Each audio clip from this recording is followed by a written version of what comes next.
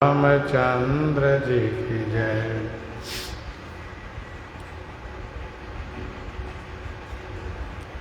गोस्वामी जी महाराज पूर्व प्रसंग में वर्णन किए। निषाद राज प्रभु श्री राम जी को पहुंचा करके जब वापस आए तो श्री सुमंत्र जी को गंगा जी के तट पर ही उन्होंने देखा। सुमंत्र जी महाराज खड़े होकर के तब तक देखते रहे जब तक कि श्री राम जी दिखाई दिए, और जब उन्हें दिखाई देना बंद हुआ तो वे भूमि पर गिर गए और तब से यहीं पड़े हुए हैं।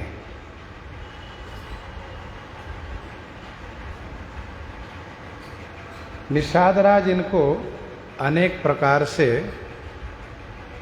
कथा कहने लगे, कथा सुनाने लगे, और इसके बाद इन्हें जबरदस्ती रथ पर बैठा दिए। परंतु शोक की अधिकता से रथ को चला नहीं सकते, क्योंकि श्री राम जी के विरह की जो पीड़ा है वह तीक्ष्ण है। अच्छा, घोड़े भी चलना नहीं चाहते, वे छटपटाते हैं, भूमि पर लोटते पोटते हैं, ठोकर खाते हैं, भूमि में गिर जाते हैं। उन्हें श्री राम वियोग का तीक्ष्ण दुख व्याप्त है। निषाद राज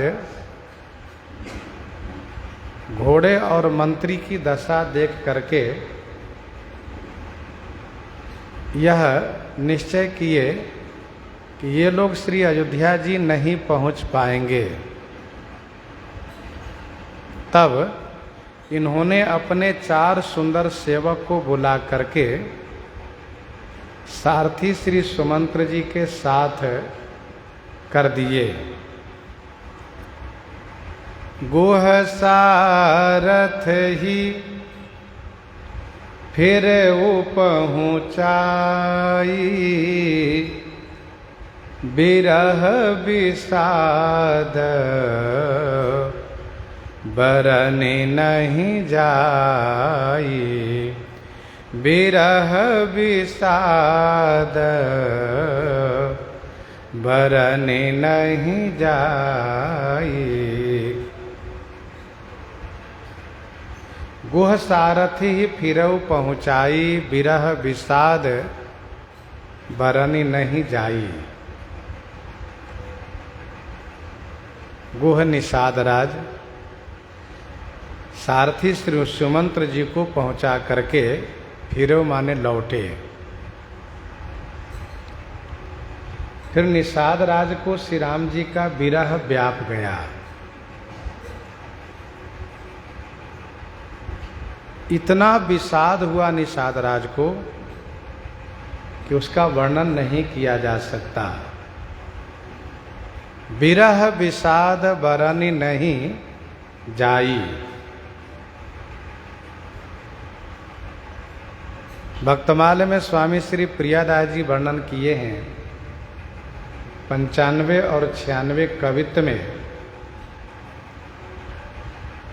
निषाद राज भीलों के राजा हैं। श्री राम जी जब इनके पास आए तब इन्होंने प्रार्थना की कि प्रभु आप मेरे घर चलिए, यह राज्य आपका है, आप वहाँ चल कर के विराजित होइए। श्री राम जी ने ये कहा कि मैं पिताजी की आज्ञा से 14 वर्ष के लिए वन में निवास करने आया हूँ, इसलिए मित्र, मैं तुम्हारे घर में नहीं जा सकता हूं। यह सुनकर के निषाद राज को बड़ा दुख होता है। निषाद राज साथ में रहने की इच्छा प्रकट करते हैं। जब वह इच्छा पूर्ति होती हुई नहीं दिखती है, तब निषाद राज 4 दिन रखने के लिए प्रार्थना करते हैं। इनकी यह इच्छा पूर्ति हो जाती है। 4 दिन के बाद श्री राम जी चौथे दिन लौटा देते हैं। अब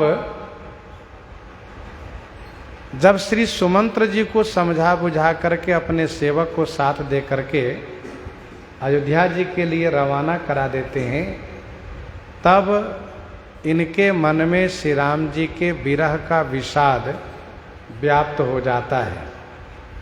भक्तमालकार कहते हैं, पहले तो इनके आंखों से आंसू बहता है, हमेशा रोते रहते हैं, और आंसू समाप्त होने के बाद इनके आंखों से खून बहने लगता है। फिर इनके सेवक लोग इनकी आंख पर पट्टी बांध देते हैं। निषाद राज श्री राम जी के वियोग में 14 वर्ष तक तड़पते रहते हैं। ऐसा भक्तमालकार ने कहा है। मानस कल्प की कथा से ऐसा है कि श्री भरतलाल जी के आने पर फिर साथ में जाते हैं, वापस आने पर फिर उस दशा को प्राप्त हो जाते हैं। अस्तु, जब श्री राम जी 14 वर्ष के बाद वापस आते हैं, तो इनके सेवक लोग कहते हैं कि श्री राम जी आ गए। निषाद राज कहते हैं कि अब मेरा वह सौभाग्य कहाँ है कि श्री राम जी आएंगे।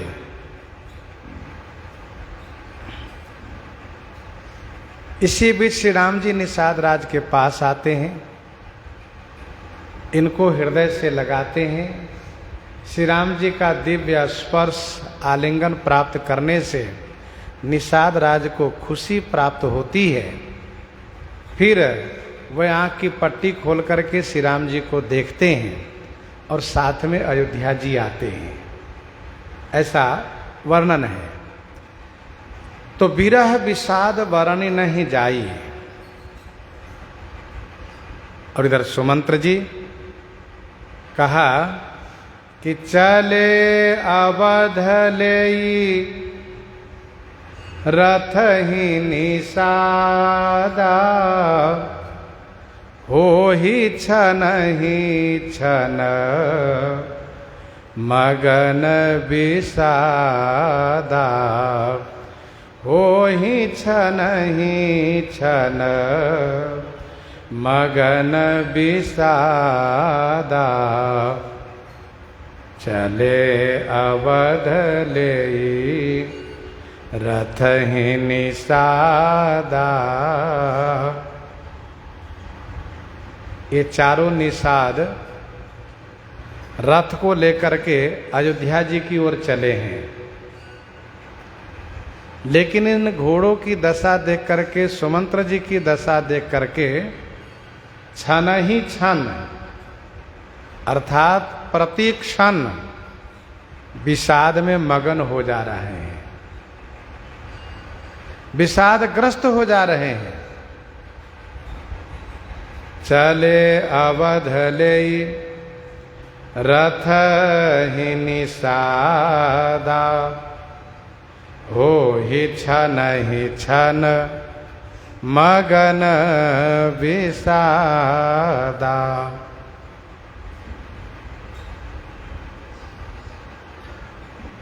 चारों निषाद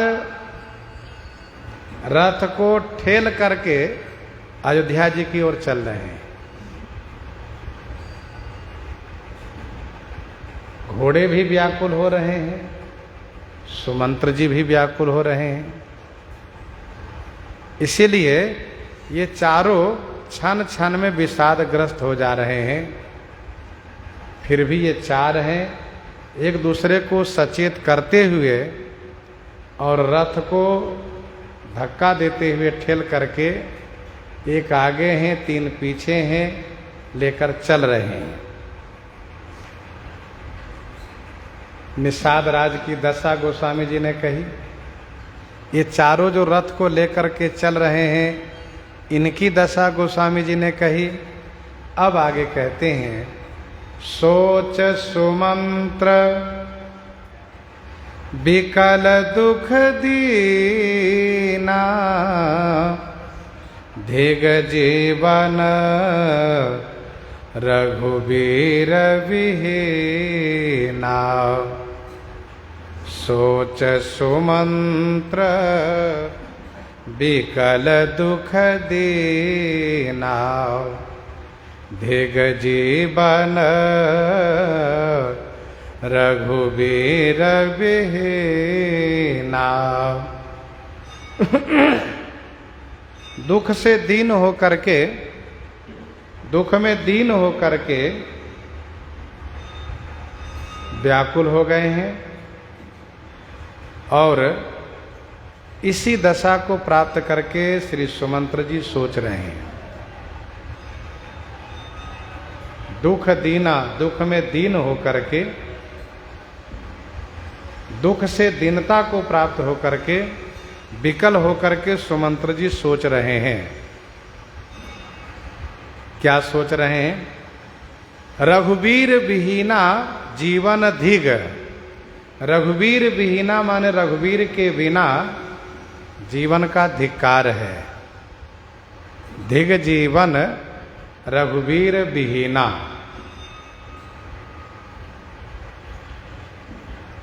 सोच सुमंत्र विकल दुख दीना, धिग जीवन रघुबीर विहीना।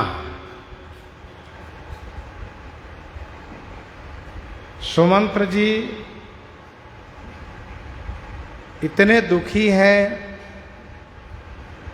कि वह दुख में दीन हो रहे हैं, विकल हो रहे हैं और सोच रहे हैं कि श्री राम जी के बिना जीवन का धिक्कार है। धिग जीवन रघुबीर विहीना। श्री सुमंत्र जी को इसी बात को लेकर के अफसोस है, इनको चिंता है कि मेरा जीवन क्यों बना हुआ है, मेरी मृत्यु क्यों नहीं हो जा रही है। परंतु मृत्यु अपने हाथ में नहीं है। यदि मृत्यु अपने हाथ में होती तो यह तो अमृत से भी अधिक अच्छी होती। कभी कभी जीवन में इतना कष्ट होता है, इतना क्लेश होता है, फिर उस क्लेश को सहना ही नहीं पड़ता, तुरंत मृत्यु को अपना लेते। लेकिन ऐसा हो नहीं पाता है। लोग भले ही कहते हैं कि मैं मर जाऊंगा, लेकिन उनके कहने से मृत्यु नहीं होगी। मृत्यु एक निर्धारित समय पर ही होगी। गोस्वामी जी ने लिखा दोहावली 446 में, तुलसी मीठी अमीते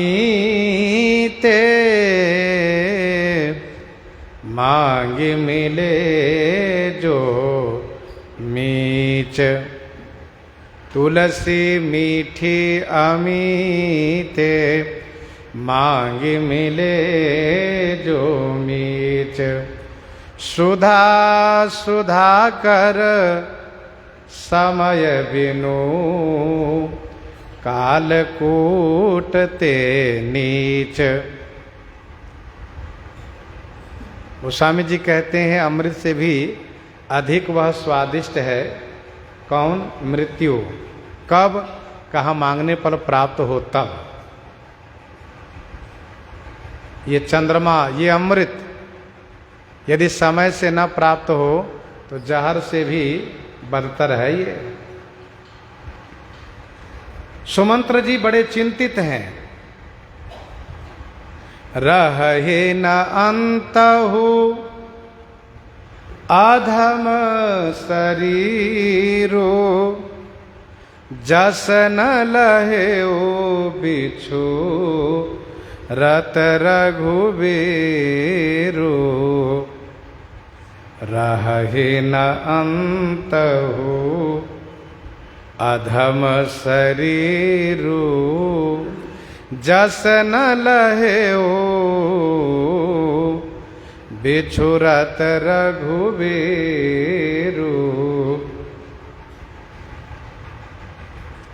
रही न अंतहु अधम शरीरु जस न लहो बिछुरत रघुबीरु। अंतहु माने आखिर में यह अधम शरीर रहेगा नहीं। सुमंत्र जी सोचते हैं आखिर में यह अधम शरीर रहेगा नहीं। ये भी अकाट्य सत्य है कि आखिर में यह शरीर किसी का रहता नहीं है। चाहे जितना बढ़िया शरीर हो, चाहे जितना बुरा शरीर हो, आखिर में सबका शरीर नष्ट होता ही है, होगा ही। परंतु सुमंत्र जी सोचते हैं कि रघुवीर के बिछुरन होने से यदि मृत्यु हो जाती तो इस शरीर को जस प्राप्त होता। जस न लहो बिछुरत रघुवीरु, रघुवीर से बिछुड़ने पर यह जस प्राप्त नहीं किया। रहि न अंतहु अधम शरीरु जस न लहे ओ बिछुरत रघुबीरु।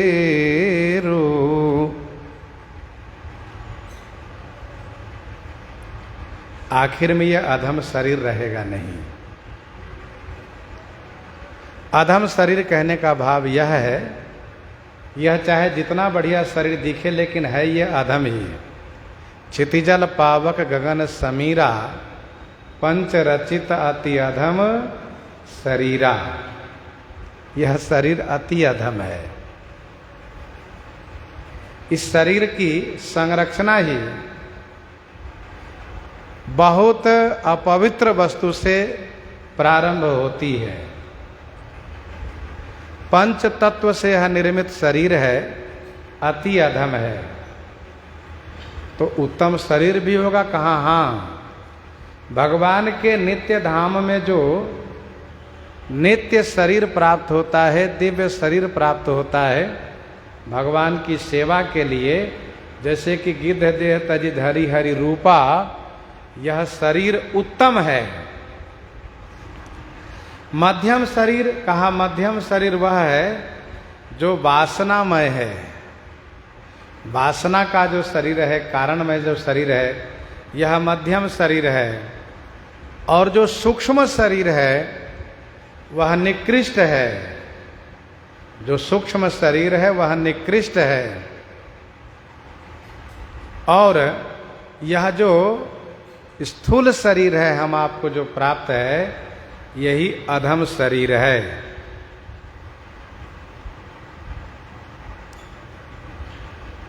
संसार में जो भी वस्तुएं दिखती है सभी का एक दिन अंत होता है, एक दिन सबका नाश होता है। वो चाहे पर्वत हो, नदी हो, वन हो, शहर हो, नगर हो, ग्राम हो, पुर हो, जो भी है एक दिन सबका नाश होता है। लेकिन भगवान के वियोग में शरीर छूटना यह सौभाग्य से हो पाता है। बंदौ अवध भुआल सत्य प्रेम जहि राम पद, बंदौ अवध भुआल सत्य प्रेम जहि राम पद, बिछुरत दीन दयाल प्रिय तनु तृण एव परिहर्यो। प्रिय तनु तृण एव परिहर्यो। किशोरी जी कहती हैं अवगुण एक मोर मैं माना, बिछुरत प्राण न किन्ह पयाना। भगवान श्री राम जी के वियोग में महाराजा श्री चक्रवर्ती जी ने शरीर का परित्याग किया। भगवान श्री राम जी की सेवा में अर्थात जगत जननी श्री सीता जी की रक्षा में गिद्धराज जटायु ने अपने शरीर को न्यौछावर किया, बलिदान किया। तो हुआ क्या? गिद्धराज की प्रशंसा हुई। मुए मुकुत जीवत मुकुत, मुकुत मुकुत हो बीच, तुलसी सबहि सिहात सुनी, गिद्धराज के मीच। ये दोहावली 222 से लेकर के 26 तक गोस्वामी जी ने लिखा। मुए मरत मरी है सकल, घरी पहर के बीच, लही न काहू आजु लो, गिद्धराज से मीच, गिद्धराज से मीच। तो समय पर और प्रियतम के विरह में शरीर छूट जाए, शरीर से प्राण निकल जाए, तो उस मृत्यु की प्रशंसा होती है। भये अजस अघ भाजन प्राणा, भये अजस अघ भाजन प्राणा, कवन हेतु नहीं करत पयाना, कवन हेतु नहीं करत पयाना,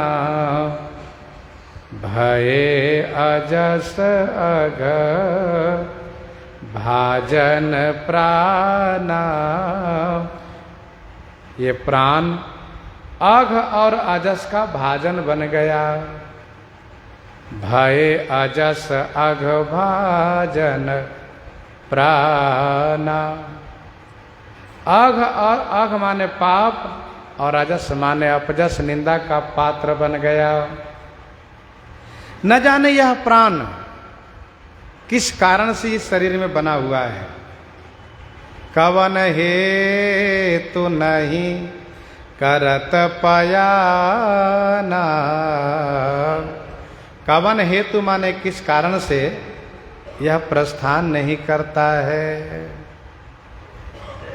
भय अजस अघ भाजन प्राणा। कवन हेतु नहीं करत पयाना।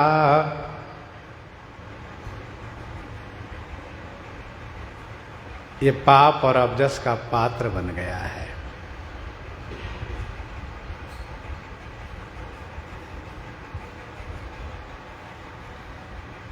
पाप कारण है, अजस कार्य है। करहि पाप पावहि दुख, भय रुज शोक वियोग। करहि पाप पावहि दुख, भय रुज शोक वियोग।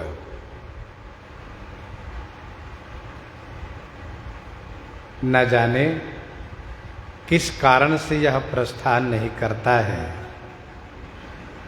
किस लोभ से यह प्राण शरीर में बना हुआ है।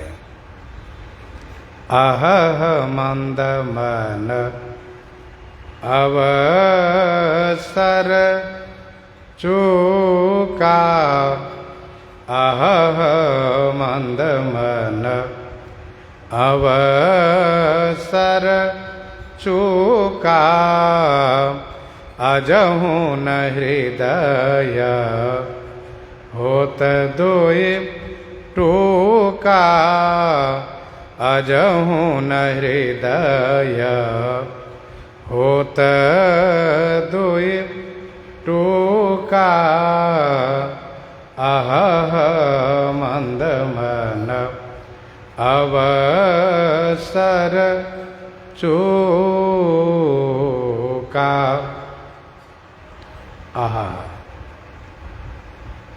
अहह शब्द अति कष्ट का प्रतीक है। हा अति कष्टेन, हा यह मंद मन अवसर पर चूक गया। अजहू न हृदय होत दुई टूका, अजहू माने अभी भी यह हृदय दुई टूका न होत। दुई टूका न होत अर्थात दो खंड नहीं होता है। हाँ नीच मन अवसर पर तो चूक गया। यही अवसर था श्री राम जी से विछोह होने पर शरीर को त्यागने का, लेकिन तू तो चूक गया। दोहावली 344 में गोस्वामी जी ने लिखा, अवसर कौड़ी जो चूके बहुरी दिए का लाख। अवसर कौड़ी जो चूके बहुरी दिए का लाख, दुई जन चंदा देखिए उदय कहाँ भरी पाख। दुई जन चंदा देखिए उदय कहाँ भरी पाख।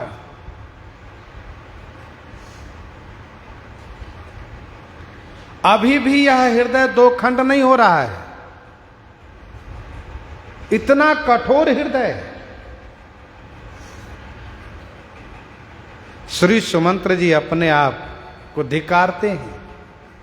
गीतावली अयोध्या कांड 84 पद में गोस्वामी जी ने लिखा, मेरो हिये कठोर करिबे कहाँ। मेरो हिये कठोर करिबे कहाँ, विधि कहूँ पुलिस लई है। मेरो हियो कठोर करिबे कहाँ, विधि कहूँ पुलिस लई है।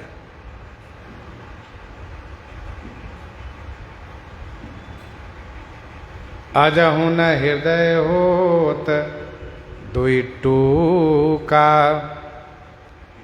मीजी हाथ सिर धुनि पछताई। मीजी हाथ सिर धुनि पछताई, मनहु कृपिन धन राशि गंवाई। मनहु कृपिन धन राशि गंवाई। निजी हाथ सिर धुनि पछताई। मीजी हाथ सिर धुनि पछताई। हाथ मलते हैं, सिर धुनते हैं और पछताते हैं सुमंत्र जी। इनका पछतावा वैसा ही है जैसा कि मानो कृपिन माने कंजूस ने संपूर्ण धनराशि गंवा करके सोच रहा हो, चिंतित हो। मीजी हाथ सिर धुनि पछताई। कुछ बस नहीं चला इसलिए हाथ मलते हैं। मेरा भाग्य नष्ट हो गया इसलिए सिर धुनते हैं, पछताते हैं। मानो कंजूस ने अपनी धनराशि गंवा ली है। वह कृपिन, वह कंजूस जो एक एक पैसा करके संग्रह किया हो, एकत्र किया हो, एक एक रुपया जोड़ करके फिर एकत्र किया हो और वह अपनी बेवकूफी से, अपनी मूर्खता से सारा धन गंवा बैठा हो और फिर जो उसको पछतावा होता है, वैसे ही सुमंत्र जी पछता रहे हैं। कर्मी जहीं सिर धुनि पछताही, जनु बिनु पंख बिहगय कुलाही।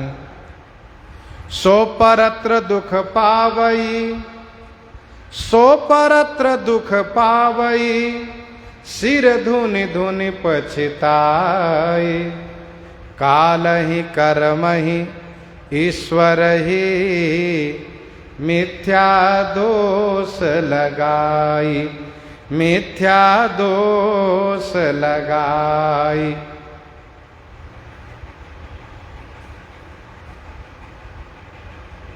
सो परत्र दुख पावई, सिर धुनि धुनि पछताई।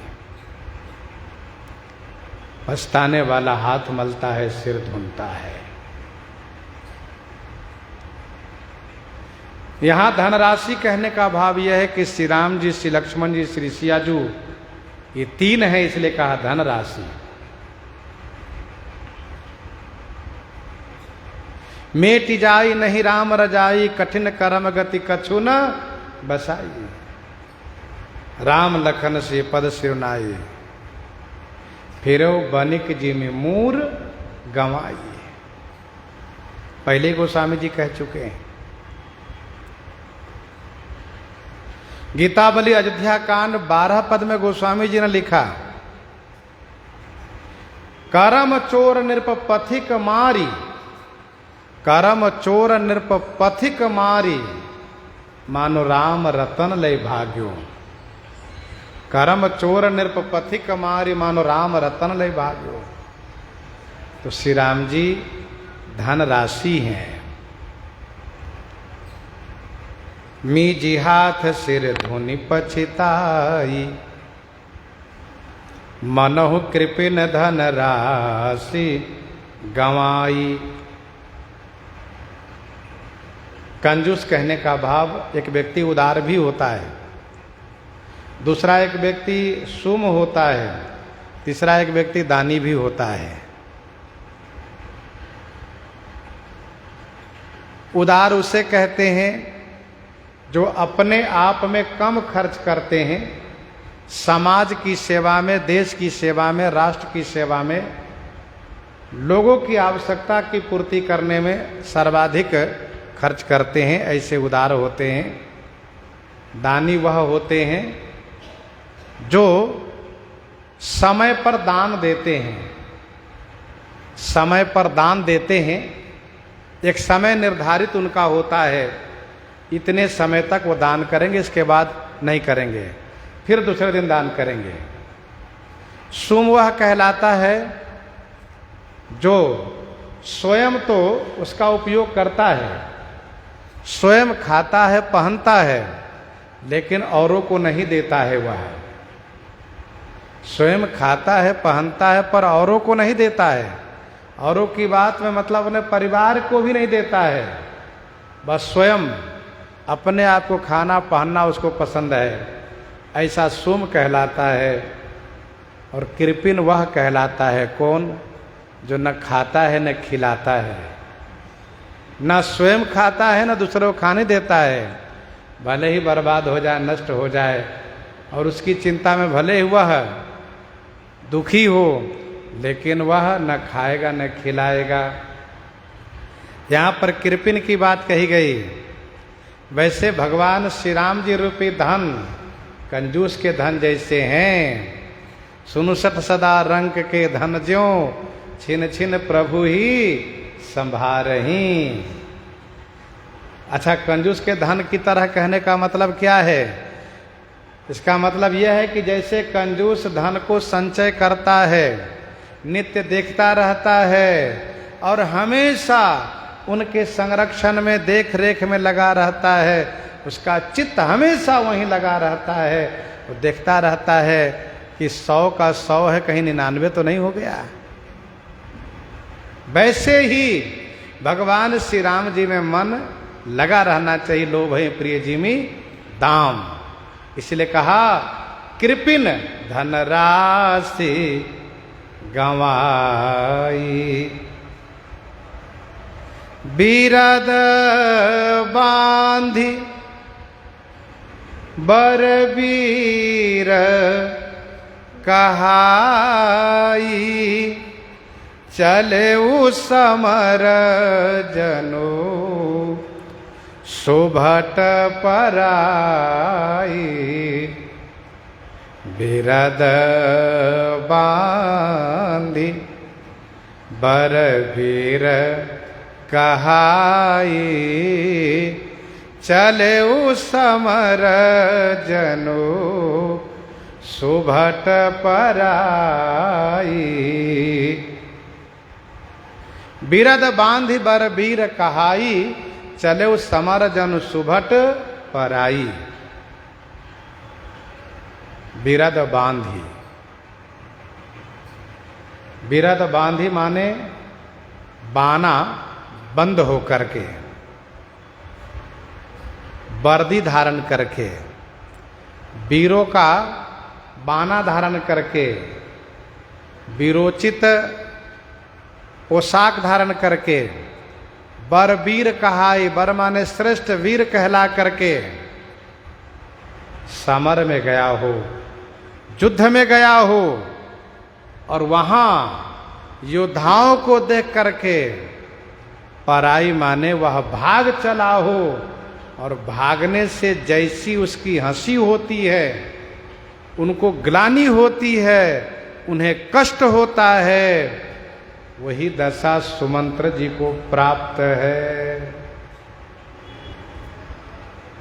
बिरद बांधी बरबीर कहाई, चले समर जनु सुभट पराई, चले समर जनु सुभट पराई,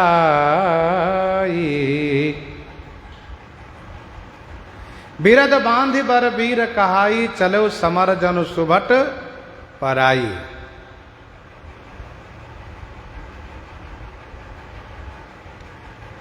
बिरद बांधी,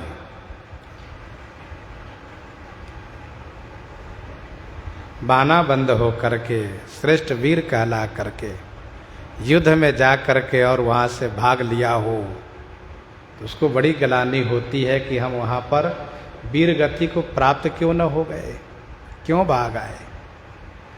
संभावित कहाँ अपजस लाहू, चूंकि वह बर वीर कहला कर गया था, तो संभावित कहाँ अपजस लाहू, मरण कोटि सम दारुण दाहू, मरण कोटि सम दारुण दाहू। दोहावली में गोस्वामी जी ने लिखा 422 में, भरुहाए नट भाट के, भरुहाए नट भाट के, चपरी चढ़े संग्राम, कई वे भाजे आई हैं, कई बांधे परिणाम।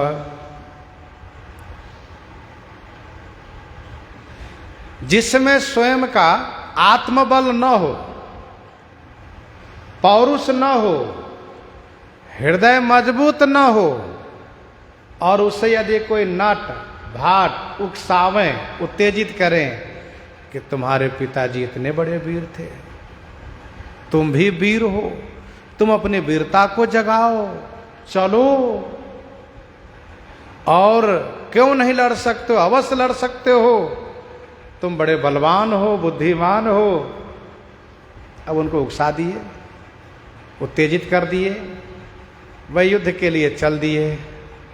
और जब युद्ध के लिए चल दिए, युद्ध में गए, और वहां पर जब देखा सैनिकों को और फिर वहां पर जब युद्ध में बाजा को बजते हुए सुना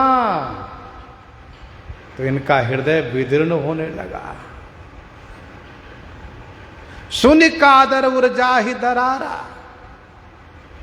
बाजे भेरी न फिरा पारा। जब मारू राग में जब बाजा बजने लगा, एक तरफ से जो वीर लोग हैं उनके रोंगटे खड़े हो गए, बड़े उत्तेजित हो गए। वहीं ऐसे लोग बेचारे पसीने पसीने हो जाते हैं, उनका पांव कांपने लगता है, हाथ कांपने लगता है और सोचते हैं हम कैसे यहां से भाग जाएं। तो फिर क्या होगा? उसके लिए दो ही विकल्प है, या तो वह बांधा जाएगा अथवा वह भाग लेगा। कई वे भाजे आए हैं, कई बांधे परिणाम।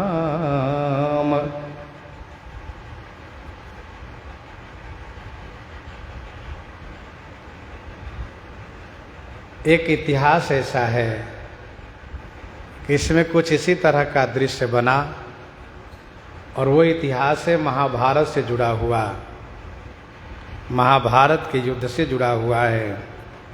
महाभारत में वर्णन है कि पांडव को वनवास हुआ था, 12 वर्ष का वनवास था, जिसमें 1 वर्ष का अज्ञातवास था। यदि अज्ञातवास में भेद खुल जाएगा तो उनको पुनः दोबारा वनवास करना पड़ेगा। इसीलिए ये 5 पांडव द्रौपदी जी के साथ, कुंती जी के साथ, ये लोग अज्ञातवास में अपने आप को वेश बदल लिए हैं। इन सब पर देवताओं की कृपा है, अलग अलग सबको आशीर्वाद प्राप्त है। समय पर वह काम आया। यदि किसी को श्राप भी है तो वो भी समय पर काम आया। जैसे कि अर्जुन को श्राप था नपुंसक बनोगे, तो वो भी काम आया। तो सब के सब वेश बदल करके और विराट नगर में, विराट के नगर में ही रहने लगे, छुप करके रहने लगे। सब अपना अपना वेश बदल लिए हैं, किसी को पहचानना आसान नहीं है। और उसी में अर्जुन नपुंसक भी बने हैं।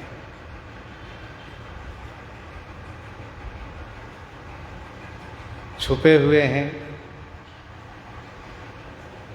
द्रौपदी जी के प्रति कीचक की कुदृष्टि को देख करके, दुर्भावना को देख करके भीम उनको ठिकाने लगा दिए,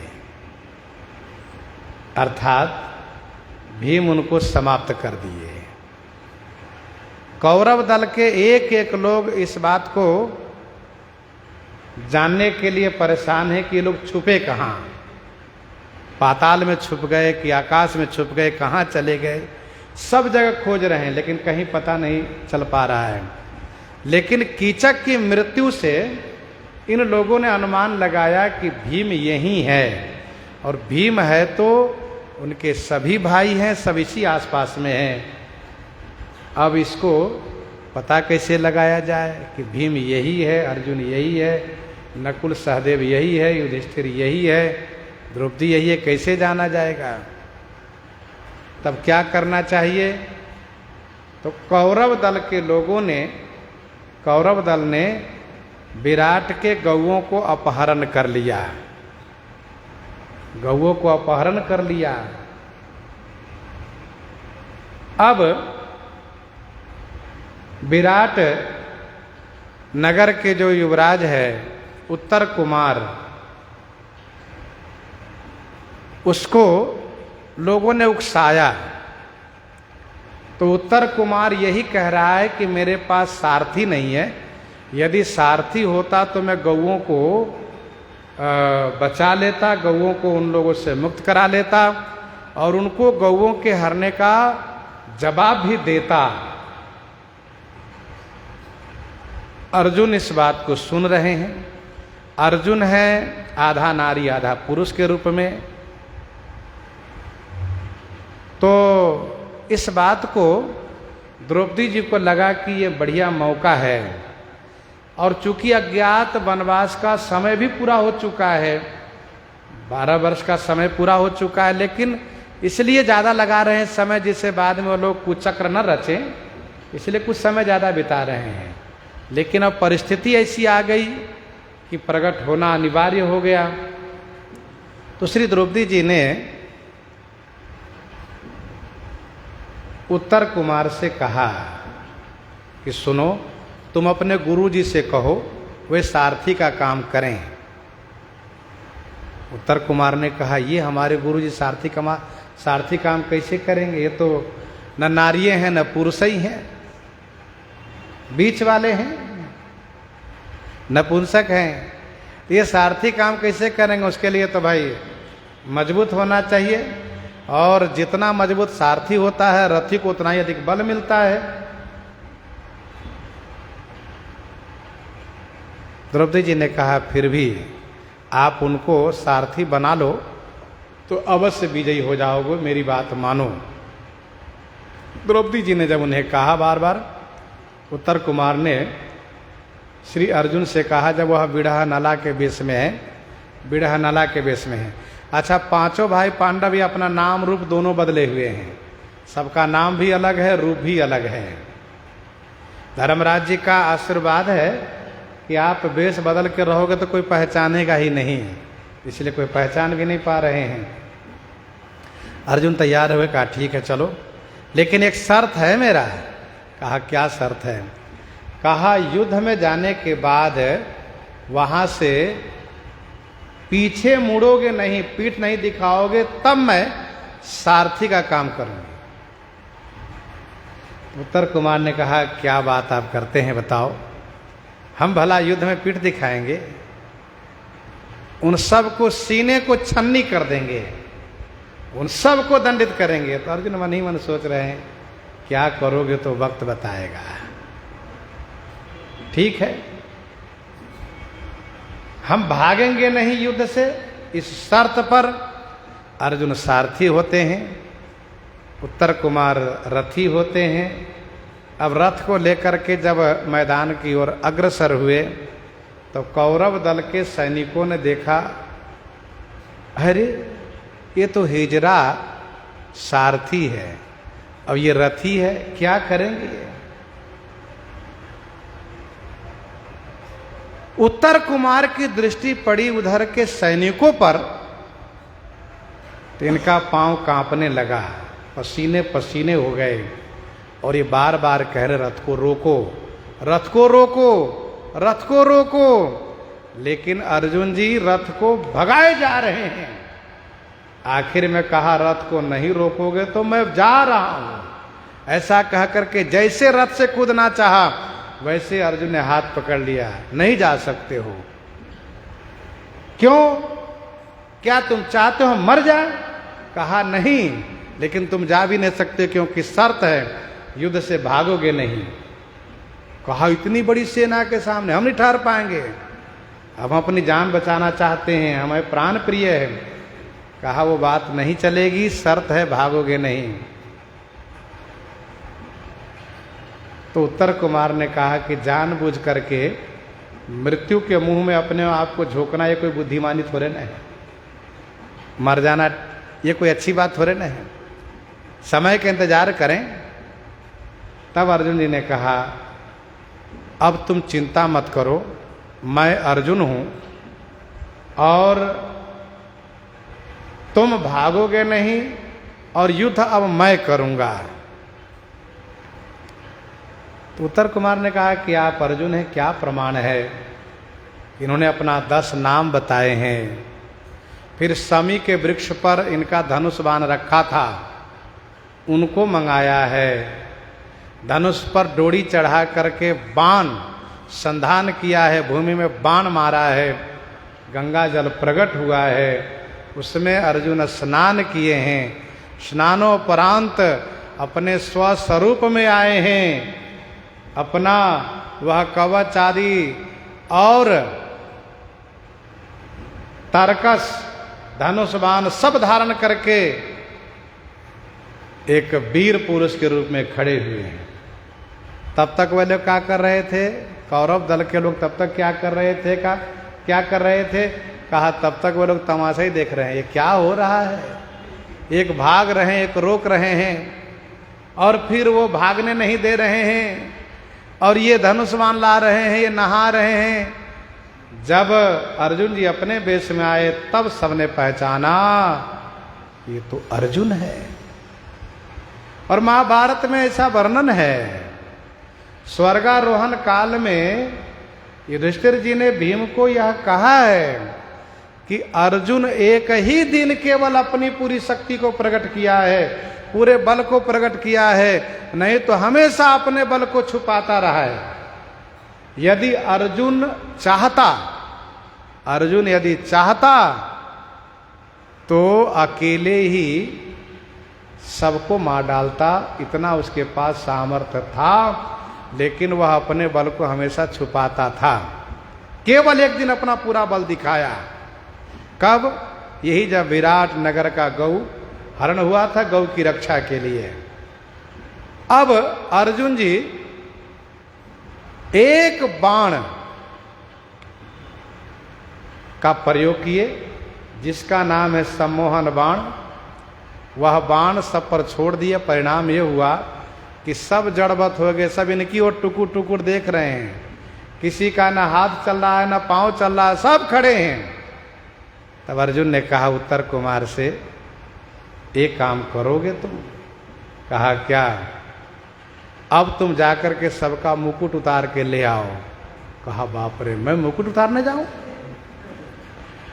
आप फिर मुझे मारना चाहते हो? कहा नहीं, आप पास में जाओ, वे कुछ नहीं बोलेंगे, जाकर तो देखो, चलो कुछ नहीं होगा। बहुत समझाया, बेचारे डरते हुए आगे बढ़े। कहा सुनो, एक बात ध्यान रखना, दो लोगों का मुकुट मत उतारना, एक मृग चरम वाले को, एक कमंडल वाले को। मानो इशारा किया कि आचार्य द्रोण का और इधर पितामह भीष्म का, इनका मुकुट मत उतारना, बाकी जो और लोग वीर लोग हैं सबका मुकुट उतार लो। सबका मुकुट उतरवा दिए। इस प्रसंग को यहां कहने का अभिप्राय यह था कि बिरिद बांधि बर वीर कहाई, और चले उस समर जनु सुभट पर आई। विप्र विवेकी वेद विद सम्मत साधु सुजाति, जिमि धोखे मदपान करी, सचिव सोचते ही भांति, सचिव सोचते ही भांति। विप्र विवेकी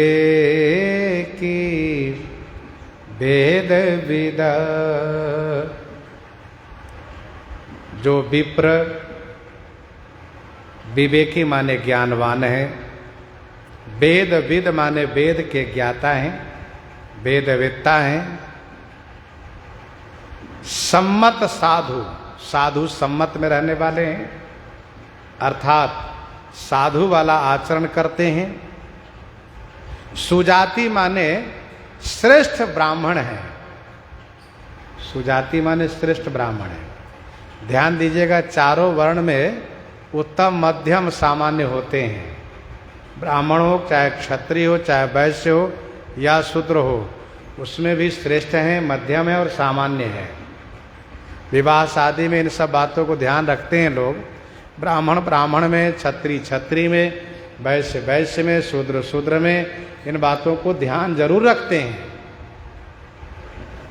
तो जो सुजाति माने श्रेष्ठ ब्राह्मण हैं, जिमि धोखे मद पान करी, जिमि माने जैसे धोखे में, जानबूझकर नहीं, धोखे में मद पान करी, मदिरा पान कर लिया हो। जैसे धोखे में मदिरा पान कर लिया हो तो सचिव सोचते ही भांति, ते ही भांति माने उसी प्रकार से सचिव सोच मंत्री जी को सोच है। जिम धोखे मदपान कर, सचिव सोचते ही भांति। अब ये धोखे में मदपान कैसे कर लिए? कहा इनको लगी थी प्यास, रखी थी मदिरा, इनको लगा कि यह है जल, उठा के पी लिए। तब इनको समझ में आया कर ये तो मदिरा है।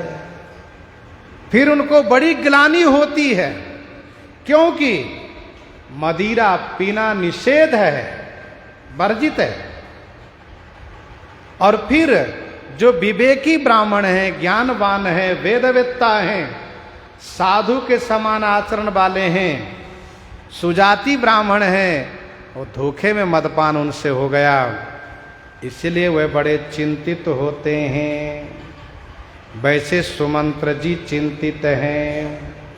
जिमि कुलीन तिय साधु सयानी, पति देवता करम मन वानी।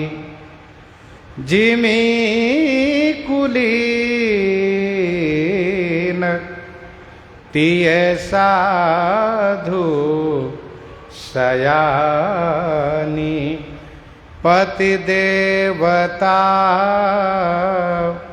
करम मन बानी। जिमी माने जैसे, कुलीन उत्तम कुल की स्त्री, साधु स्वभाव वाली, सयानी माने समझदार बुद्धिमती, कर्म मन वाणी से पति को देवता मानने वाली, कर्म मन वाणी से पति को देवता मानने वाली, जो इस बात को अच्छी तरह से समझती हैं, मानती हैं कि ये कई धर्म एक व्रत नेमा, काय वचन मन पति पद प्रेमा। ऐसी नारी रही करम बस, परिहरि नाहु, रही करम बस, परिहरि नाहु। सचिव हृदय तिमि दारुण दाहु, सचिव हृदय तिमि दारुण दाहु। कर्म के वश होने से नाहु परिहरि माने पति को छोड़ करके वह जिंदा रहती हैं। तो जिंदा रहने में जैसे उनके हृदय में ताप होता है, कष्ट होता है, वैसे सुमंत्र जी के हृदय में दारुण दाह है। ब्राह्मण जो श्रेष्ठ हैं उनसे धोखे में मदपान हो गया हो, वैसे ही सुमंत्र जी में ये सारे गुण हैं। विप्र विवेकी वेद विदा सम्मत साधु सुजाति, ये सारे गुण सुमंत्र जी में विद्यमान हैं। लेकिन इनसे धोखा हुआ। क्या धोखा हुआ? यही कि मन में आशा लग गई कि हम श्री राम जी को लौटा लाएंगे तो हमारी वाहवाही होगी, ये आशा लग गई। और इसी धोखे में ये श्री राम जी को वन में पहुंचा करके वापस आ रहे हैं। पतिव्रता नारी, कुलवंती नारी, साधु स्वभाव वाली नारी, सयानी नारी, दुर्भाग्यवश पति को छोड़ करके अर्थात पति के शरीर छूट जाने पर वह जिंदा रह जाती हैं, तो उनको बड़ा कष्ट होता है, बड़ी ग्लानि होती है। सुमंत्र जी को उसी प्रकार से बड़ी ग्लानि है, बड़ा कष्ट है। सुमंत्र जी महाराज बड़े ही व्यथित हैं। मन ही मन सोच रहे हैं कि मैं अयोध्या में जाकर क्या करूंगा, उन लोगों के सामने मैं कैसे जाऊंगा। लोग कहेंगे मंत्री जी अच्छा तो आप वही हैं ना जो हम लोगों को तमसा तट पर छोड़ के चले गए थे, क्या किए, हमारे राम जी को लाए, नहीं लाए ना, अरे जगा दिए होते तो क्या बिगड़ जाता। मन ही मन इस बात को सोच रहे हैं और सोच रहे हैं कि लोगों को मैं क्या जवाब दूंगा। और जो जो लोग हैं सबको, माताओं को, महाराज को क्या जवाब दूंगा। इस तरह से सुमंत्र जी रथ पर बैठे हुए सोच रहे हैं, लेटे हुए हैं। ये चारों निषाद रथ को ठेल करके, धक्का दे करके अयोध्या जी की ओर ला रहे हैं। प्रसंग को यहीं पर हृदयांगम करते हुए श्रवण करते हैं श्री भक्तमाल जी से।